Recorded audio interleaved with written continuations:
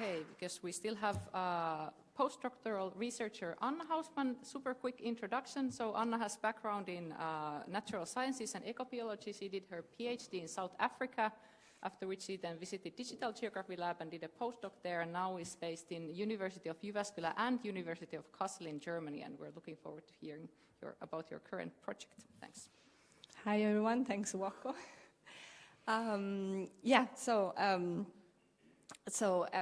This presentation aims to be a follow-up from what we heard from the discussion today, and it aims to complement a little bit on we have heard about the potential and the great contribution of using big data to inform management and conservation and making our societies more sustainable. But this is also to raise a little bit of a critical reflection, and some questions related to a phenomenon that is behind everything, that is the role of technology, which is increasingly mediating nature experiences. So imagine your most memorable experience in nature. What made it special? Was it the smell of the forest, maybe the relaxation of the sound of the waves, and maybe a feeling of the wind of your skin on your skin? And now think about your last visit to nature. Did you use an app, maybe to guide through a trail towards a nice scenic spot? Maybe did you take a photo and share it online afterwards? So nature has never been more accessible, yet our connection to it has never been more mediated through these technologies. And this mediation influences how we relate to nature, and ultimately how we act towards it. So the big question here is how are we enhancing or replacing our connection with nature through this use of these technologies? So for example, today nature experiences often begin digitally, even before we step outside. We use apps like AllTrails, Google Earth, or recommendation from social media, influencers, AI-powered travel recommendations, virtual nature exploration, smart weather, etc., to guide our decision-making on where to go, what to do, what to expect, and how to prepare for it. But all these data-driven recommendations somehow tend to drive us to the same locations and to do the same things in maybe more popular spots, or maybe they turn new spots into being popular. And this sometimes can lead to over-tourism and environmental degradation. So by using these technologies to plan our trips and to nature, are we following some digital scripts of what we should see and experience? And then once we are in nature, our interactions are increasingly mediated by technology. We use smartphones, augmented reality, drones, fitness and wearable tech, soundscape reading, digital maps, and etc. To somehow mediate how we engage with environment around us. But instead of immersing ourselves, we tend to scan, categorize with AI tools. So, for example, there are bird-watching apps that can instantly identify birds from the soundscape, but this may tend to reduce also our patience and our capacity for deep observation. So, with these technologies, are we truly present in nature, or are we performing for some digital validation? And then after we visit nature, digital platforms shape how we remember and how we share experiences. So we write reviews post-trip that can influence others' worldviews and mindset about the places. We share curated moments and memories, maybe using AI to enhance some photos and pictures. And then afterwards, algorithms tend to favor some content more than others. So they can favor, for example, aesthetically pleasing landscapes or images, dramatic content, dramatic places, and content that can go viral, much more than pictures that represent ecological complexity, for example. And this ends up to some places being much more popular online than others, with other places that are maybe less photogenic but more ecologically vital that receive much less attention. And this influence at the end of the day how people consider worthy of conservation. And we know also that algorithms are not neutral. They are shaped by the platform's political and economic agendas. So all these algorithms deciding what part of nature we value. And then technology is also mediating our experiences even beyond our need to be in nature physically. We are moving from lived experiences to digital abstraction. So experiences in nature that imply a direct and embodied dimension to experiences of nature. So indirect exposure to nature through digital representations.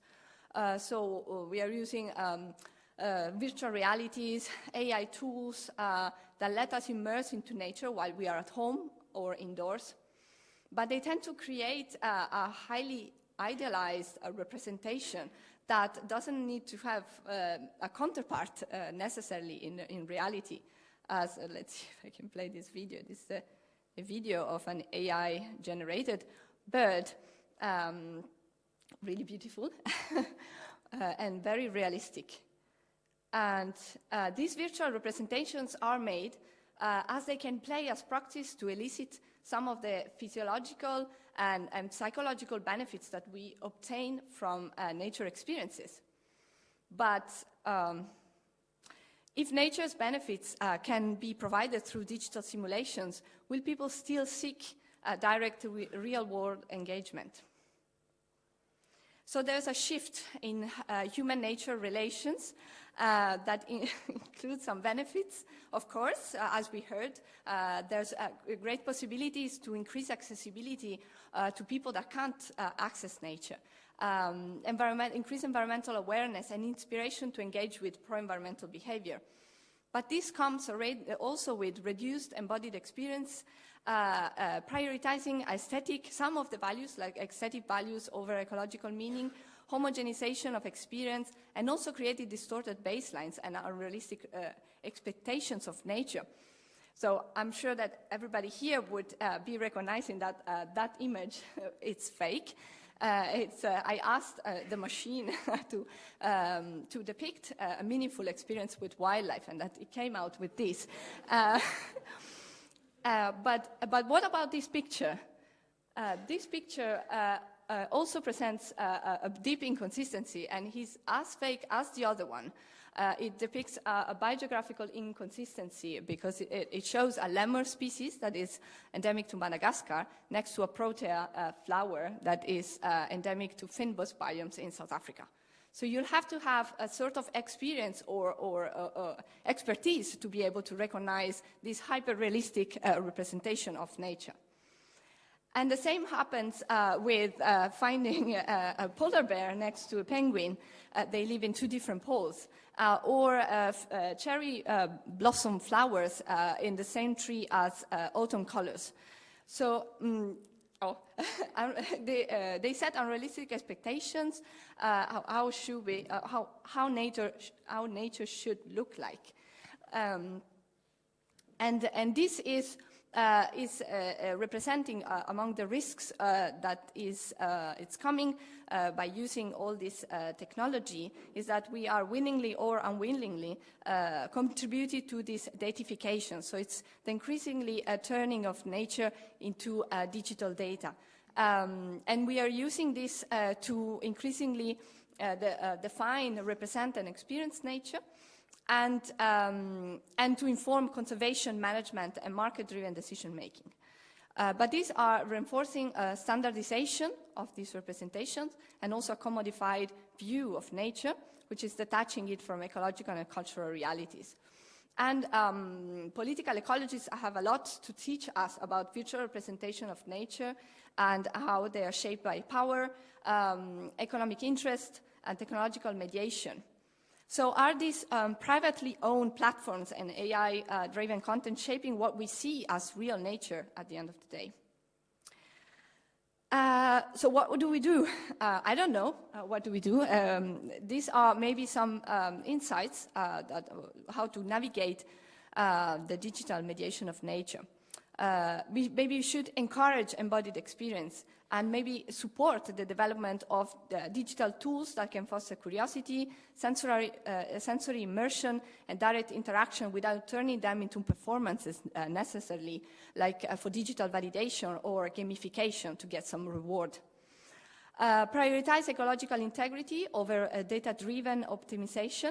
So question the over-datification of nature experiences. Is it really necessary? What is it used for? Is it used for the good of the society, or will this be misused for commodified nature experiences more? And what would happen to the real forests out there?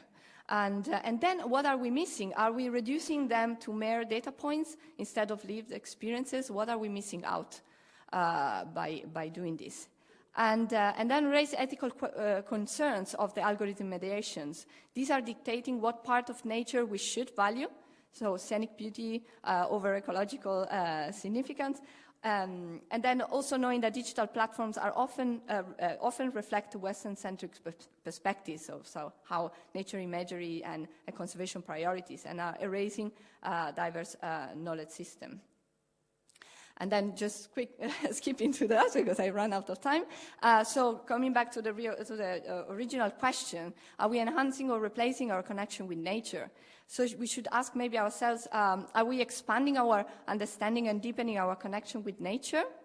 Or are we replacing the sensory, unpredictable and immersive and even dangerous qualities of nature with standardized and commodified and virtualized experiences? And if conservation and management efforts are increasingly driven by digital data, will we still be able to value the complexity of real ecosystems, or will we tend to prioritize only what is digitally visible and data-friendly? So, yeah, that's it.